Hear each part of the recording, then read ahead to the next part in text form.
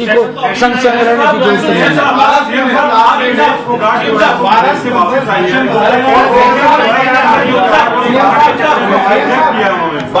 नहीं, देखिए, मैं बेटी का स्वागत करता हूँ। हरियाणा की धरती पे वो आई है और हमने कहा था उनके सम्मान में हम कमी नहीं रहने देंगे। हमारी बेटी है वो, हमें गर्व है उसके ऊपर। जो फैसले बात हुई, जो चुनाव आयोग को आपने भेजा है, वो सरकार ने फैसले ले लिया ना, तो अनुमति के लिए है या नहीं, फैसला कोई नहीं लिया, कोई फैसला नहीं लिया, क्योंकि चुनाव आयोग हमने देखा है, ये तो मैंने बताया है, क्योंकि जब ये कैबिनेट के अंदर विषय आ रहे हैं तो मेरा बताना फर्ज है। फैसला हमने कोई नहीं लिया, नाम फैसला ले सकते हैं, फैसला चुनाव आयोग को भेजा है कि हमने कहा कि चुनाव आयोग को भेजे, जो वो निर्णय करेगा उसके बाद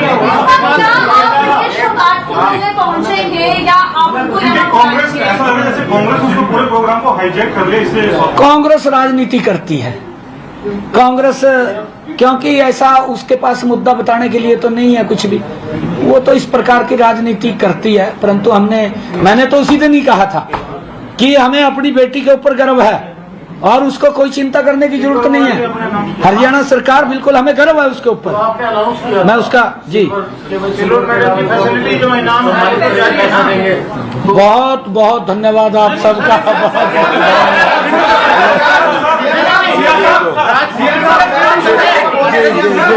चुनावों की घोषणा की है, मैं इसका स्वागत करता हूं। हम चुनाव के लिए पूरी तरह से तैयार हैं। भारतीय जनता पार्टी हरियाणा में तीसरी बार बड़े मैंडेट के साथ सत्ता में आ रही है। हम तीसरी बार हरियाणा में सरकार बना रहे हैं। पिछले 10 वर्षों में हमने हरियाणा का बिना भेदभाव के समुचित विकास किया है। मैं आंकड़ों और तथ्यों के साथ जनता के सामने और हरियाणा की विकास यात्रा का ब्यौरा रखूंगा।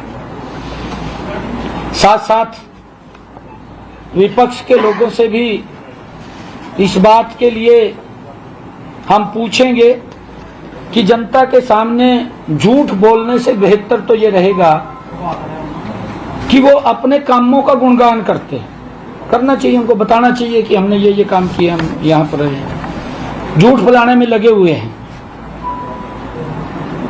जनता से भी अनुरोध करूंगा कि कांग्रेस को इनके झूठ के बारे में सबक सिखाने का काम करें।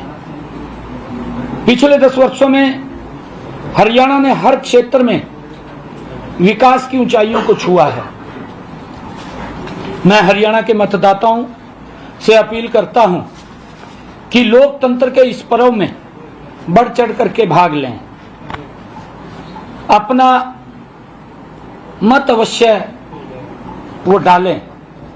मैं ये अपील करूंगा क्योंकि मतदान महादान है।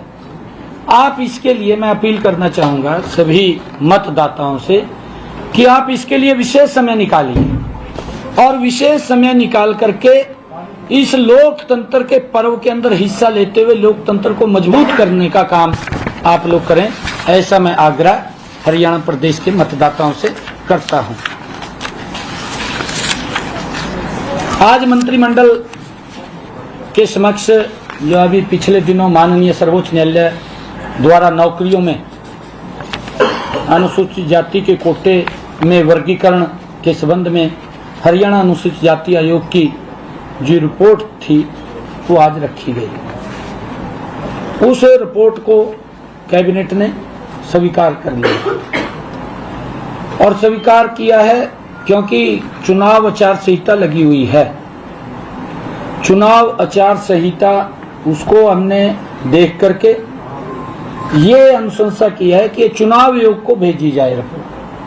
जैसा भी चुनाव आयोग उसके ऊपर दिशा निर्देश देगा हम उसको आगे बढ़ाने का काम करेंगे। एक ये अनुशंसा है क्या आयोग? जी मैं आपको बताना चाहता हूं कि ये 2 प्रकार के वर्गीकरण की सिफारिश माननीय सर्वोच्च न्यायालय ने की है। एक अन्य अनुसूचित जाति दूसरा वंचित अनुसूचित जाति, उसके अंदर जो ऐसी समाज के अंदर गरीब व्यक्ति है, ऐसे लोगों को, और उसके अंदर आयोग ने ये विश्लेषण भी किया, क्योंकि रिपोर्ट पिछली कैबिनेट के अंदर हमने आयोग को भेजी थी। आयोग ने, जो ऐसी आयोग है, उसने इसके ऊपर विश्लेषण किया कि वंचित अनुसूचित जाति की संख्या में 50% से ज्यादा हिस्सा होने से के बावजूद उनका नौकरियों में प्रतिनिधित्व तुलनात्मक रूप से काफी कम है। ये आयोग ने रिपोर्ट देकर के भेजा है। कौन सी जाति है सर? ये मैं बता रहा हूँ, मैं सारा कुछ बताऊंगा आपको। बात पूरी हो जाए, सवाल बाद में मैं आपको बताऊंगा कि अन्य अनुसूचित जातियों में जैसे चमार है, रेगर है, रायगर है, रामदासी है, रविदासी है, बलही है, बटाई है, मोची है, जाटव है, ये अन्य अनुसूचित जातियों में शामिल हैं। वंचित अनुसूचित जातियों में जैसे वाल्मीकि है, धाणक है, ओड है, बाजीगर है, मजहबी है, मजहबी सिख है, इसके साथ साथ 36 अन्य जातियां भी हैं जो इसके अंदर वंचित अनुसूचित जाति में शामिल हैं। हरियाणा में आज सरकारी नौकरियों में सीधी भर्ती में 20% कोटा अनुसूचित जाति के लिए आरक्षित है। आयोग ने यह सिफारिश किया, मैं आयोग की बात कर रहा हूं, आयोग को हमने पिछली कैबिनेट के अंदर भेजा था। आयोग ने यह सिफारिश की है कि इसका आधा प्रतिशत यानी 10% वंचित अनुसूचित जाति के लोगों के लिए आरक्षित किया जाए। यदि कोई योग्य अभ्यर्थी वंचित अनुसूचित जाति से नहीं मिलता, अगर उससे नहीं मिलता, तो उस स्थिति में अन्य अनुसूचित जाति के अभ्यर्थी से उस पोस्ट को भरा जाए, चयन किया जाए उसका। ये उसके अंदर उन्होंने सिफारिश की है। इसी प्रकार उपलब्ध 20% कोटे में से आधा प्रतिशत यानी 10% कोटा अन्य अनुसूचित जाति के लोगों के लिए आरक्षित किया जाए।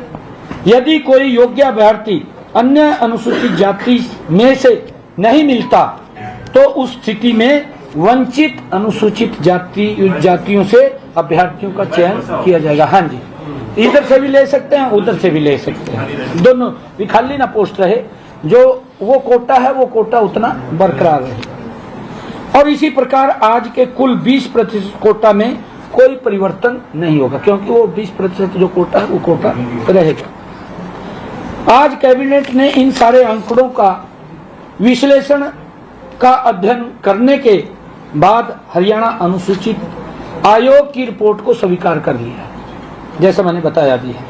लेकिन आदर्श आचार संहिता लागू होने के कारण फिलहाल इस मामले में आगे की कार्रवाई अमल में चुनाव के बाद लाई जाएगी। हाल ही में कैबिनेट द्वारा 50,000 से, दूसरा जो विषय है हमारा, आज एक और विषय था जो हमने 1,20,000 HKRN के जो कर्मचारी थे उनको सुरक्षित करने का काम किया था। और लगातार हमारे पास कुछ लोग और आ रहे थे, क्योंकि उसके अंदर 50,000 की कैप लगाई थी। उसके अंदर कोई किसी की जो सैलरी 53,000 कुछ थी या 57,000 कुछ थी, ऐसे काफी वर्ग आ रहे थे। हमने ये उसी में ही पीछे निर्णय ले लिया था कि इनको भी कुछ न कुछ इसके अंदर सुधार किया जाए, क्योंकि आज कैबिनेट के अंदर आना था ये विषय।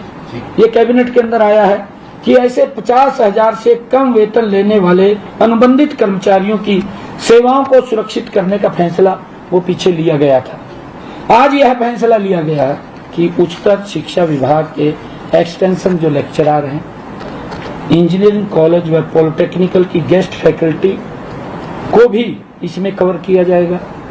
इनका केस चुनाव आयोग को अनुमति के लिए भेजा गया है। चुनाव आयोग को भेजा है कि हमने इनको, जो हमारे एक्सटेंशन लेक्चरर थे, क्योंकि उनकी एक समस्या थी, हमने कहा है कि ये समस्या भी चुनाव आयोग को बतानी है, क्योंकि ये पहले से ही एजेंडा तैयार था। और एजेंडा तैयार था तो आज एक कैबिनेट की बैठक थी, उसके अंदर हम निर्णय तो दे नहीं सकते थे, कोई भी न ले सकते हैं जब तक चुनाव आयोग नहीं बोलता। चुनाव आयोग बोलेगा तो हमने कहा है कि इसको चुनाव आयोग को भेजें। अगर वो हमें इसको, क्योंकि ये समस्या है क्योंकि उनकी ये एक्सटेंशन लेक्चरर हैं, इंजीनियरिंग कॉलेज के हैं और पॉलिटेक्निकल गेस्ट के हैं कि आप चुनाव आयोग को भेजें और जो भी वो अनुमति देगा उसके बाद उसके ऊपर हम कार्रवाई करेंगे। हम केवल चुनाव आयोग को भेज रहे हैं। चुनाव आयोग को हमने रिपोर्टें देखी, आज उसके ऊपर देखिए, मैंने बताना तो था ना भी, क्योंकि एजेंडे में था। ये हमारे पास आया, निर्णय कोई नहीं किया, निर्णय चुनाव आयोग के ऊपर है। अगर वो निर्णय करता है तो ठीक है, नहीं तो उसके ऊपर अगर परमिशन देते हैं तो परमिशन देगा तो लागू कर देंगे। चुनाव आयोग के ऊपर है। 50,000 से ऊपर है एक्सटेंशन लेक्चर या जो भी है। हाँ, मैंने कहा है कि जे इसके अंदर कुछ एक्सटेंशन इंक्रीज किया, कितना परसेंट है जी? उसके अंदर इंक्रीज किया है कि हम उनको शामिल करें, कितना परसेंट? ओपन करें। इसमें ये फैसला चुनाव आयोग से इसके अंदर ऐसा किया, हमने ऐसा किया। बाद में सवाल करें तो अच्छा पार्टी बोलता नहीं है, बाद में वो चल जाते हैं। नहीं, ऐसा किया है इसके अंदर भी,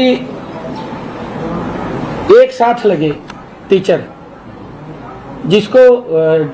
जिसकी डिग्री कम थी तो उसको 35,000 रुपये मिल रहे हैं, क्योंकि पूर्व के अंदर इसी प्रकार से वो लगाया गया था।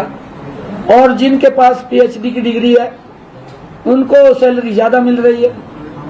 ये वो कह रहे कि हमारा तो कसूर नहीं है कोई, हम साथ लगे, ये तो सुरक्षित हो गए, हम सुरक्षित नहीं हुए। तो उस समस्या को, जेन्युइन समस्या थी उनकी। हाँ, ये लगभग 2,000 के करीब है सर, लगभग इतना का। हाँ, इतना का।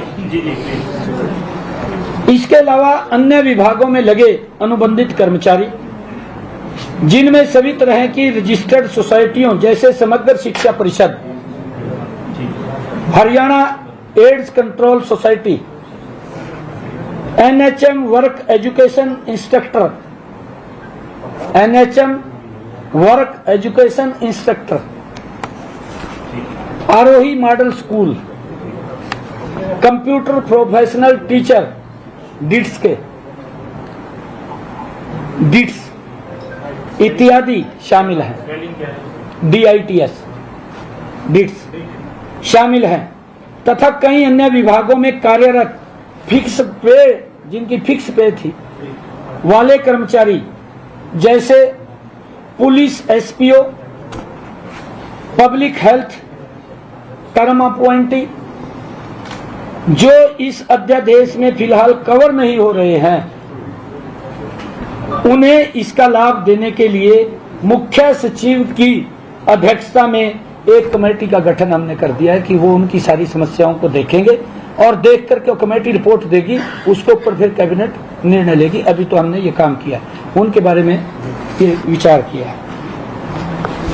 इस कमेटी के में अतिरिक्त मुख्य सचिव, वित्त विभाग तथा मानव संसाधन विभाग के प्रधान सचिव शामिल होंगे, जो कमेटी बनाई है। ऐसे सभी केसों का अध्ययन करने के बाद यह कमेटी अपनी सिफारिश चुनाव आयोग को देगी। हाँ, वहां से अनुमति चुनाव आयोग को भेजेगी। ये सारा का सारा करने के बाद वो उन्हीं के ऊपर है जी, कमेटी बना दी। मतलब टाइम बाउंड नहीं है? नहीं, कमेटी बना दी ना। 3 अधिकार चीफ सेक्रेटरी के नेतृत्व में, चीफ सेक्रेटरी के नेतृत्व में बनाई। यह अध्यादेश हरियाणा के अंदर, क्योंकि एक और इसमें एजेंडे के अंदर था आज, जो हरियाणा सार्वजनिक जुआ निवारण अध्यादेश, जुआ निवारण अध्यादेश वो था। यह अध्यादेश हरियाणा में सार्वजनिक जुआ घरों को चलाने, खेलों या चुनाव में सट्टेबाजी, खेलों में मैच फिक्सिंग या स्पॉट फिक्सिंग तथा इससे जुड़े सभी रोकथाम और दंड का प्रावधान करने के लिए लिया गया है। इसके लिए हमने इस बात को स्वीकार किया है कि ये कहीं अगर जुआ ये कोई होता है, सट्टेबाजी होती है, तो उसके ऊपर कानून उसको रोकने के लिए कानून लेकर के आए। सरकार का उद्देश्य आम जनता को ऐसी किसी भी गतिविधि द्वारा की गई धोखाधड़ी का शिकार होने से बचाने का है। विभिन्न मामलों में दोषी पाए जाने पर अधिकतम 7 साल की सजा और अधिकतम 7 लाख रुपए का जुर्माने का प्रावधान इसके अंदर किया गया। एक हमारा एजेंडा था कि पंजाब एंड सिंध बैंक से 500 करोड़ रुपए का cash credit WCDL LC limit का लाभ लेने के लिए राज्य सरकार की गारंटी देने हेतु एक्स पोस्ट फैक्टो स्वीकृति प्रदान की गई। तो वैसा एजेंडा किया गया। और एक और ऐसी था, वो दक्षिणी हरियाणा का था, इसके लिए भी एक्स पोस्ट फैक्टो ये था। बिजली वितरण नियम लिमिटेड के लिए कार्यशील पूंजी क्रेडिट सुविधाओं एवं कैंपस की स्वीकृति के लिए विभिन्न बैंकों और FI के पक्ष में 6300 करोड़ रुपए की, हाँ जी 6300 करोड़ रुपए। एक ये और महत्वपूर्ण है, ये भी एजेंडे का उसके अंदर विषय था कि हमारे हरियाणा राज्य वन कार्यकारी शाखा में ग्रुप C की भर्ती में जो महिलाएं भर्ती होती थी, उनके आज किए गए संशोधन के अनुसार शारीरिक मापदंड श्रेणी के तहत महिलाओं को मामले में 74 और 79 सेंटीमीटर को नियमों से हटाया गया है। जो 79 की जो चेस्ट मापदंड वो गलत था, चेस्ट, हाँ वो गलत था, उसको बात, हाँ उसको हटा दिया। ये निर्णय इसके अंदर, हाँ जी उसको हटाया गया है, ये इसके अंदर निर्णय था। ये हमारे आज के कैबिनेट के विषय थे। वो चुनावी नहीं, अभी कोई ऐसा विषय नहीं है, जब आएगा तो आपसे ऑर्डिनेंस तो बुला ली सीएम साहब, बढ़ा दी सॉरी वो औपचारिक बनाना पड़ेगा अभी ये जुए वाला, लेकिन इनको 6 महीने के अंदर सदन में लाना होता है। अब आगे जो है, अभी तो चुनाव है, तब पता चलेगा कि सरकार आ रही है ना, सरकार है कमाल कर दिया, इतने बड़े बड़े निर्णय ले रहे हैं, कोई वैसी ले रहे क्या? बिल्कुल सरकार है रिया, ये बिल्कुल आप इस बात को क्लियर, मेरा विजन है कि हरियाणा प्रदेश का छोटे मैंडेट से नहीं आ रही, बहुत बड़े मैंडेट के साथ तीसरी बार सरकार आ रही है। और जितने निर्णय किए हैं हमने कुछ तो लागू कर दिए, क्योंकि कल मुझे मालूम नहीं था कि आज ये आचार संहिता लग जाएगी। जितने भी निर्णय किए हैं एक एक को विधानसभा के अंदर भी लागू करेंगे। कोई किसी हरियाणा वासी को संशय में रहने की जरूरत नहीं है।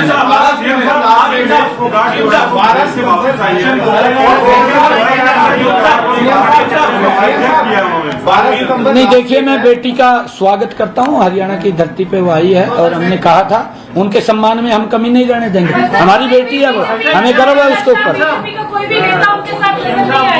जो फैसले बात हुई, जो चुनाव आयोग को आपने भेजा है, वो सरकार ने फैसले ले लिए ना, तो अनुमति के लिए है या नहीं, फैसला कोई नहीं लिया, कोई फैसला नहीं लिया, क्योंकि चुनाव आयोग हमने देखा है, ये तो मैंने बताया है, क्योंकि जब ये कैबिनेट के अंदर विषय आ रहे हैं तो मेरा बताना फर्ज है। फैसला हमने कोई नहीं लिया, नाम फैसला ले सकते हैं, फैसला चुनाव आयोग को भेजा है कि हमने कहा है कि चुनाव आयोग को भेजे, जो वो निर्णय करेगा उसके बाद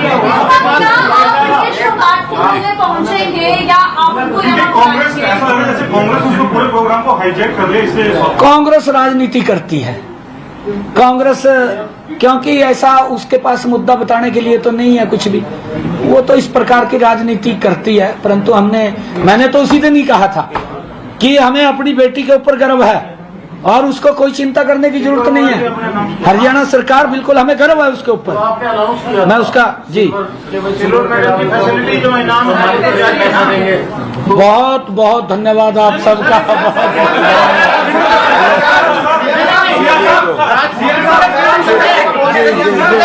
चुनावों की घोषणा की है, मैं इसका स्वागत करता हूं। हम चुनाव के लिए पूरी तरह से तैयार हैं। भारतीय जनता पार्टी हरियाणा में तीसरी बार बड़े मैंडेट के साथ सत्ता में आ रही है। हम तीसरी बार हरियाणा में सरकार बना रहे हैं। पिछले 10 वर्षों में हमने हरियाणा का बिना भेदभाव के समुचित विकास किया है। मैं आंकड़ों और तथ्यों के साथ जनता के सामने और हरियाणा की विकास यात्रा का ब्यौरा रखूंगा।